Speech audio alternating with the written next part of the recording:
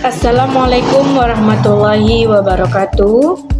Perkenalkan, nama saya Fitria Husni dengan NIM 8775566291. Hari ini saya akan mempresentasikan hasil dari praktikum saya dari modul 1 sampai 9 untuk memenuhi tugas mata kuliah saya, yaitu praktikum IPA di SD.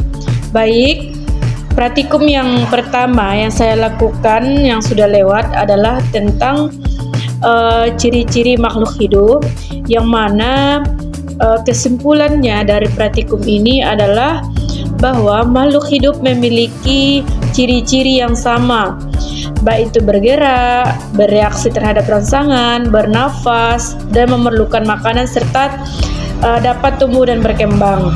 Nah, kelima ciri-ciri ini melekat pada ciri-ciri makhluk hidup maupun pada tumbuhan dan hewan. Kemudian saya juga membahas tentang pertumbuhan dan perkembangan pada tumbuhan, yang mana pada saat praktikum itu saya menggunakan biji kacang merah sebagai alatnya atau bahannya. Nah, dari praktikum itu bisa disimpulkan bahwa organisme merupakan hasil dari pembelahan sel, pembesaran sel, serta diferensiasi sel. Proses pertumbuhan dan perkembangan tanaman biji kacang merah dari waktu ke waktu mengalami pertumbuhan. Apabila dilihat dari hari ke hari, ada mulai dari bijinya itu, kemudian ada tumbuh akar, kemudian ada tumbuh daunnya.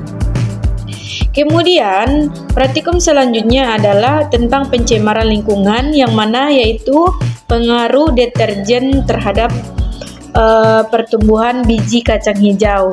Nah, pada saat itu saya melakukan itu.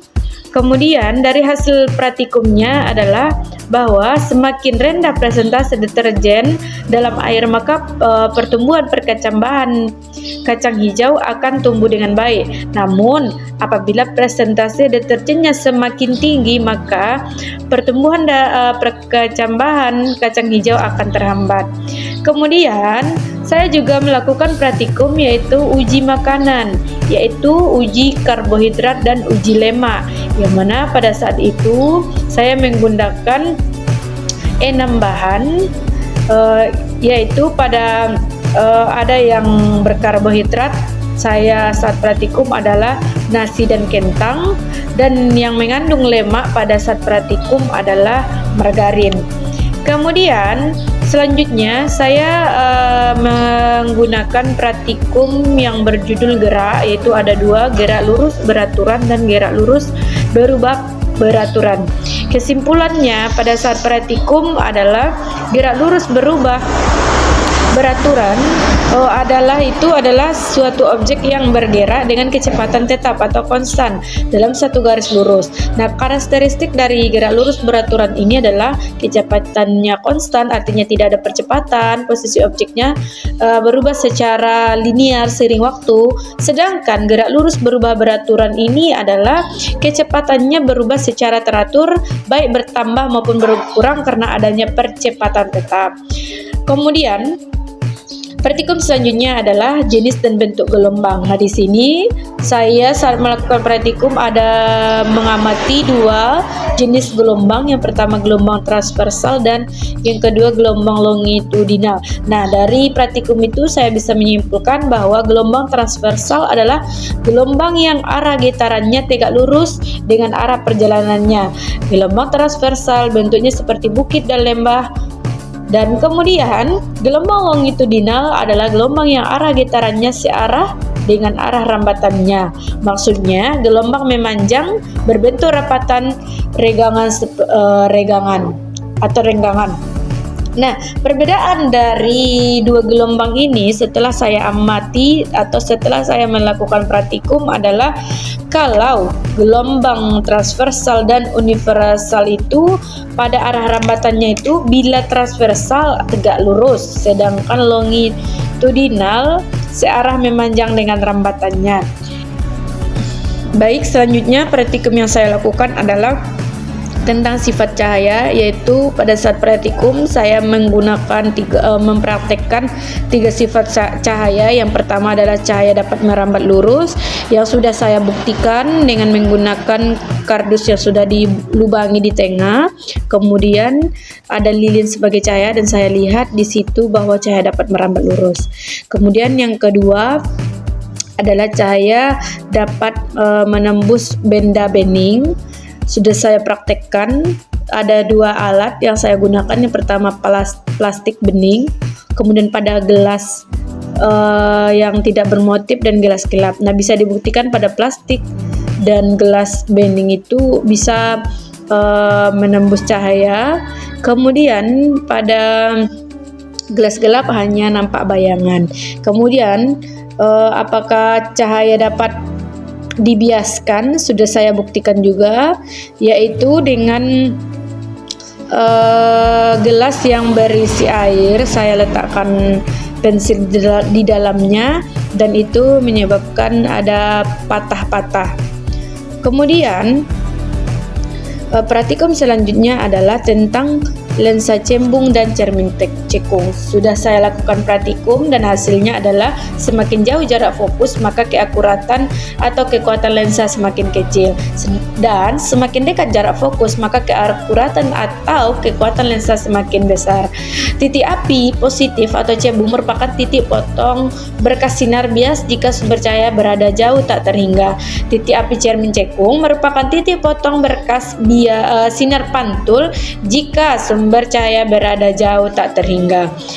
Kemudian praktikum selanjutnya adalah tentang kelistrikan, yang mana dari hasil praktikum ini saya menggunakan bahan-bahan 2 buah bola dan sisir sebagai bahannya, dan dapat saya simpulkan bahwa cara sederhana untuk memperoleh benda bermuatan listrik adalah dengan digosokkan. Kemudian benda yang memiliki muatan listrik sejenis akan menghasilkan gaya tolak menolak, sedangkan bahan yang bermuatan listrik yang tak sejenis akan menghasilkan gaya tarik menarik.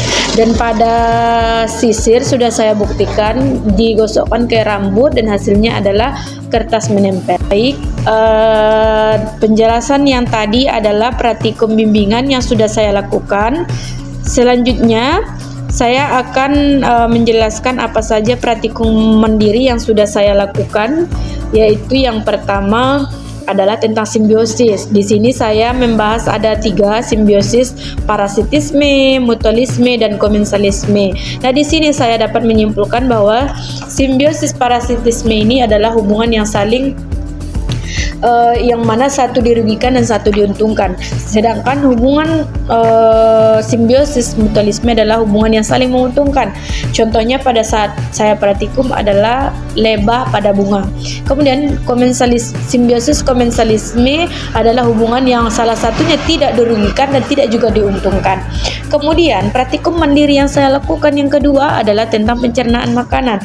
Nah, dari hasil pencernaan makanan ini, praktikum ini saya dapat mengetahui apa saja organ-organ pencernaan makanan yang ada pada mulut manusia, mulai dari mulut sampai ke anus. Kemudian praktikum mandiri yang saya lakukan yang ketiga adalah gaya listrik statis, yaitu dengan menggunakan sisir sebagai alatnya dan potongan-potongan kertas. Nah, dapat saya simpulkan bahwa sisir plastik yang telah digunakan untuk menyisir rambut ini, rambutnya dalam kategori kering, ada menghasilkan gaya listrik statis karena adanya gesekan-gesekan sisir ke rambut yang bisa menyebabkan potongan-potongan kertas itu menempel pada sisir. Kemudian praktikum terakhir yang saya gunakan adalah tentang pesawat sederhana atau tuas dengan menggunakan penggaris sebagai alatnya. Dan dapat saya simpulkan adalah jika massa A lebih besar daripada massa B, maka panjang OR dan OE-nya tidak akan seimbang. Mungkin itu saja yang dapat saya sampaikan mengenai kesimpulan atau penjelasan umum dari praktikum 1 sampai 9, baik dari praktikum bimbingan dan mandiri. Bila ada kesalahan atau salah pengucapan, saya mohon maaf. Assalamualaikum warahmatullahi wabarakatuh.